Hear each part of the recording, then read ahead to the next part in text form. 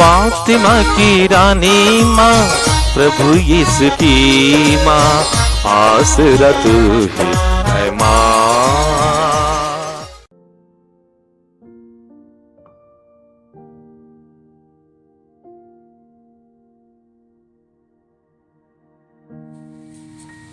पहला पाठ गलातियों के नाम संत पौलुस का पत्र, अध्याय 5, पद संख्याएं 18 से 25 तक।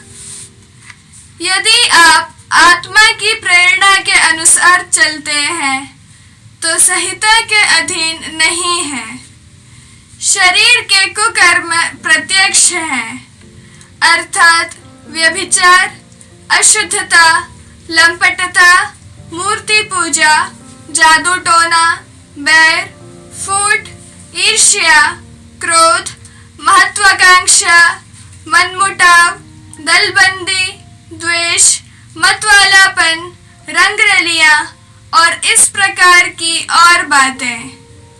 मैं आप लोगों से कहता हूँ, जैसा कि मैंने पहले भी कहा है, जो इस प्रकार का आचरण करते हैं वे ईश्वर के राज्य के अधिकारी नहीं होंगे। परंतु आत्मा का फल यह है: प्रेम, आनंद, शांति, सहनशीलता, मिलनसारी, दयालुता, ईमानदारी, सौम्यता और संयम। इनके विरुद्ध कोई विधि नहीं है। जो लोग यीशु मसीह के हैं, उन्होंने वासनाओं तथा अभिलाषाओं सहित अपने शरीर को क्रूस पर चढ़ा दिया है। यदि हमें आत्मा द्वारा जीवन प्राप्त हो गया है तो हम आत्मा के अनुरूप जीवन बिताएं। यह प्रभु की वाणी है। ईश्वर को धन्यवाद। भजन अनुवाक्य।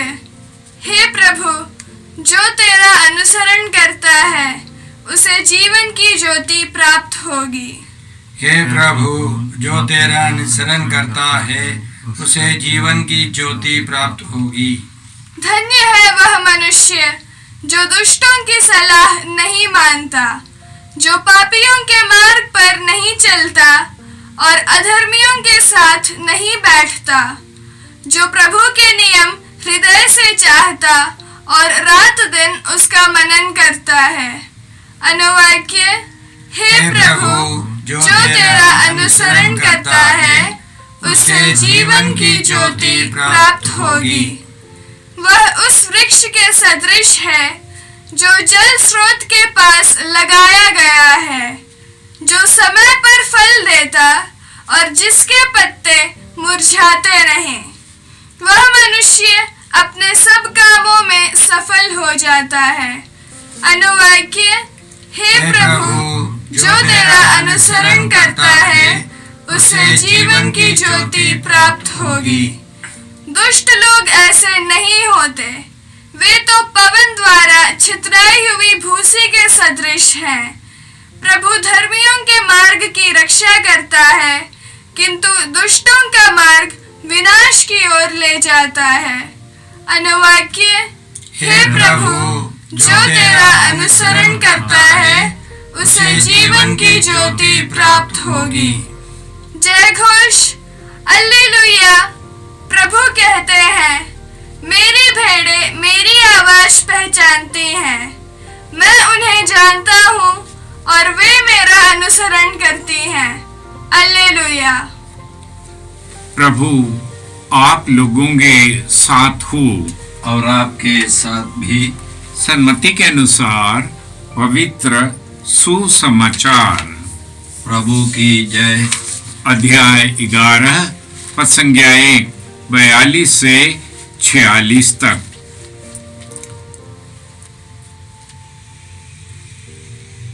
प्रभु यीशु ने कहा, ये फरीसियों, धिक्कार तुम लोगों को, क्योंकि तुम पुदीने, रसने और हर प्रकार के साग का दशमांश देते हो, लेकिन न्याय और ईश्वर के प्रति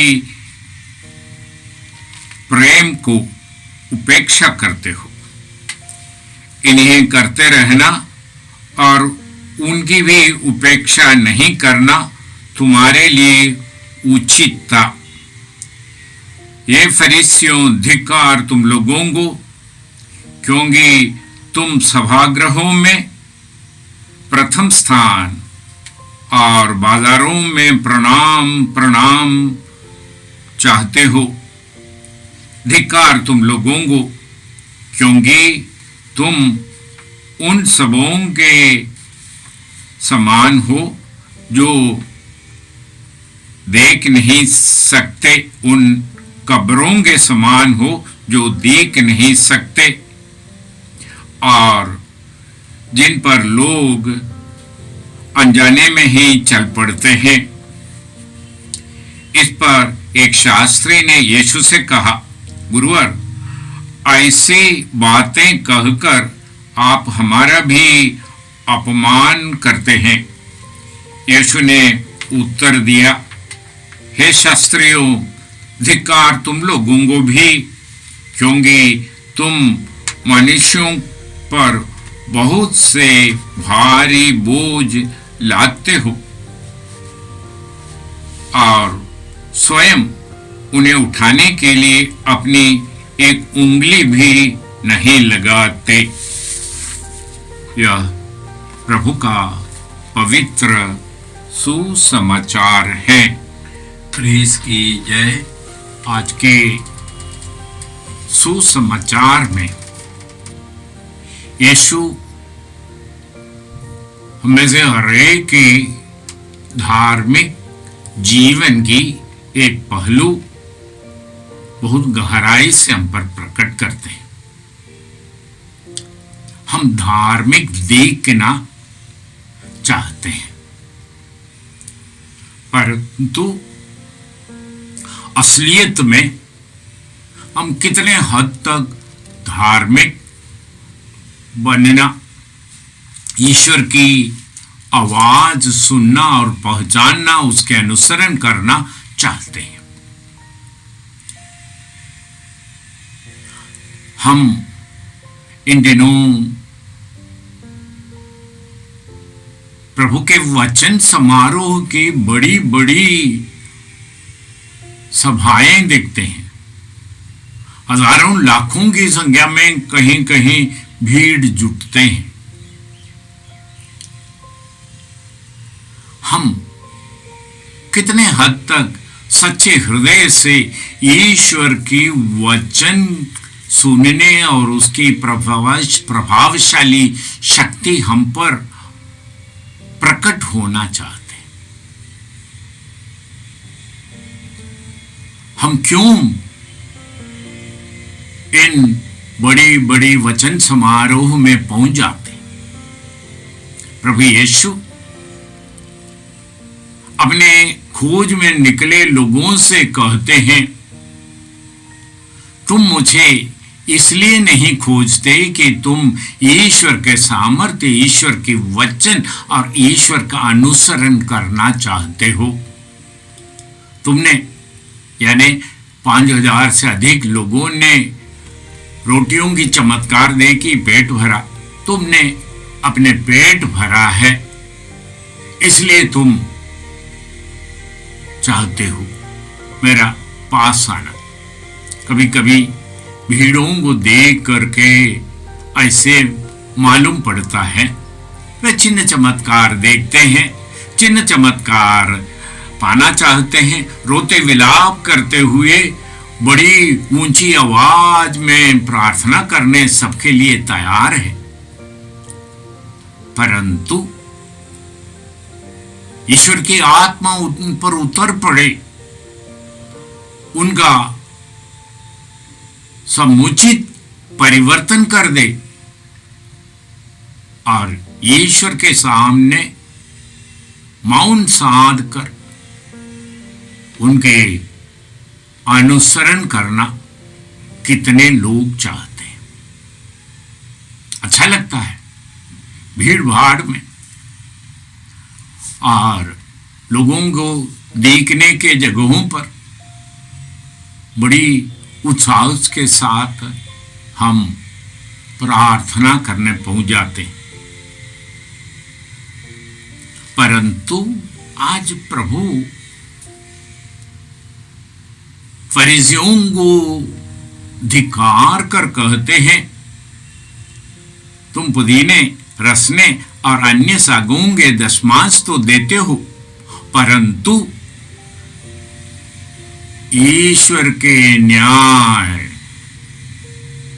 अपने सामाजिक जीवन में न्याय, विधवाओं, अनाथों की रक्षा करना, इससे तुम चूक जाते। हम में से हर एक भी हल्का फुल्का काम करके अपनी धार्मिकता का प्रभाव दिखावा करना चाहते तो है। जब हो अनुसरण हमारे हृदय को कठिन लगते हैं, तब हम चूक जाते हैं। हम आसान तरीकों को खोजने लगते हैं। छोटी बड़ी चीजें जो हमें परेशान नहीं करेंगे, वो सब करने के लिए हम तैयार होते हैं। प्रभु यीशु शिष्यों को बताते हैं, जो शिष्य यीशु के नाम लेकर अब दूतों को निकाला, वापस आकर बड़ी खुशी से प्रभु से कहते हैं, आपके नाम लेकर दुष्ट आत्मा भी हमारे कहने पर निकलते हैं। तो प्रभु ने उनसे कहा, इसलिए खुश न हो कि दुष्ट आत्मा तुम्हारी बातें मानती, परंतु इसलिए कि तुम्हारा नाम स्वर्गराज के जीवन के पुस्तिका में लिखे गए। आज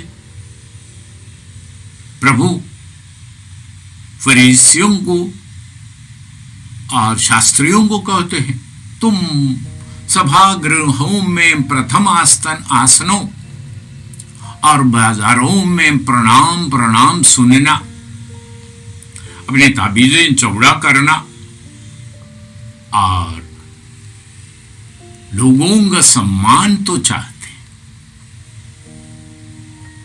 प्रभु वचन साफ साफ शब्दों में हमसे कहते हैं, तुम तो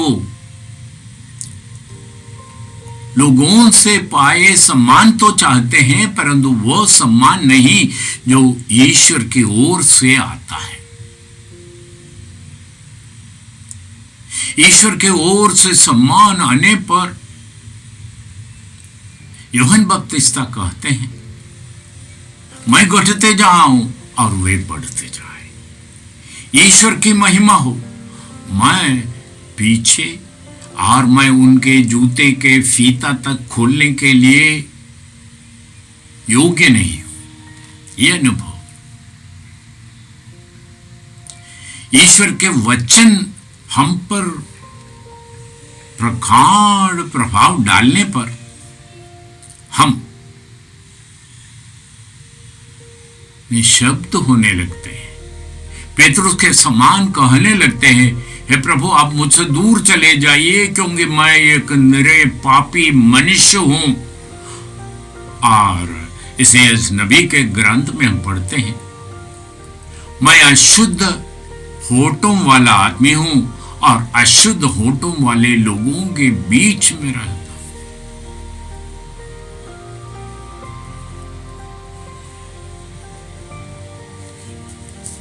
शास्त्रियों से आज प्रभु कहा,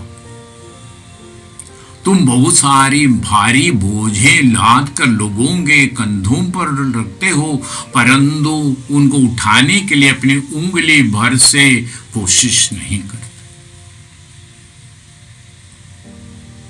ये पहलू, आध्यात्मिकता की ये पहलू,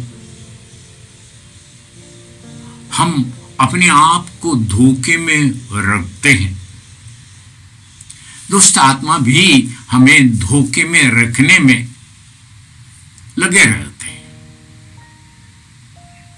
आज की समाज में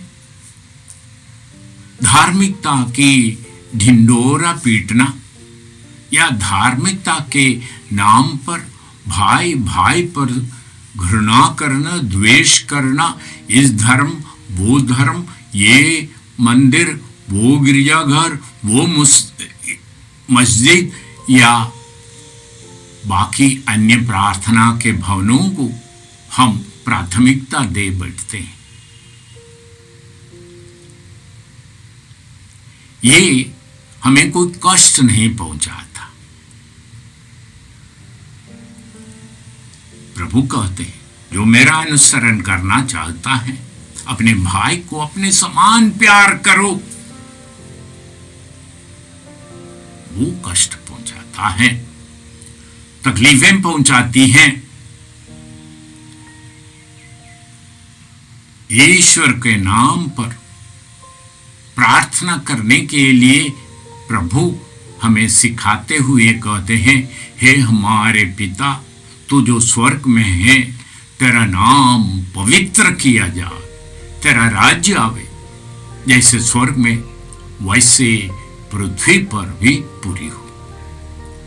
आज के ये वचन सचमुच में ईश्वर की वचन को हृदयंगम करना, अपने जीवन की हर पहलू में उसे उतारना और प्रभु के अनुसरण करते हुए अपने बड़पन के बदले अपने को नम्र बनाकर, दीनहीन दास बनाकर ईश्वर के योग्य आचरण करते हुए उनके पवित्रता के सामने हम उनकी स्तुति करते हुए हृदय से यह कह पाए, पवित्र पवित्र पवित्र प्रभु सर्वशक्तिमान ईश्वर, जो था, जो है, जो आने वाला है। भाई बहनों, हृदय में अभिषेक पाने के लिए प्रार्थना करें। सस्ते और दिखावे वाले धर्माचरण त्याग कर, प्रतिदिन के क्रूस उठाकर नाजरत की यह बलित मेमने के अनुकरण करते हुए हम ईश्वर की ओर उन्मुख हो जाए। पिता और पुत्र और पवित्र आत्मा के नाम पर। जय यीशु क्रिस्त में प्रिय भाई और बहनों, प्रभु यीशु ने हमें आदेश दिया है संसार के कोने कोने में जाकर सारी सृष्टि को सुसमाचार सुनाओ। सुसमाचार सुनने के लिए और सुनाने के लिए एक अच्छा मौका है।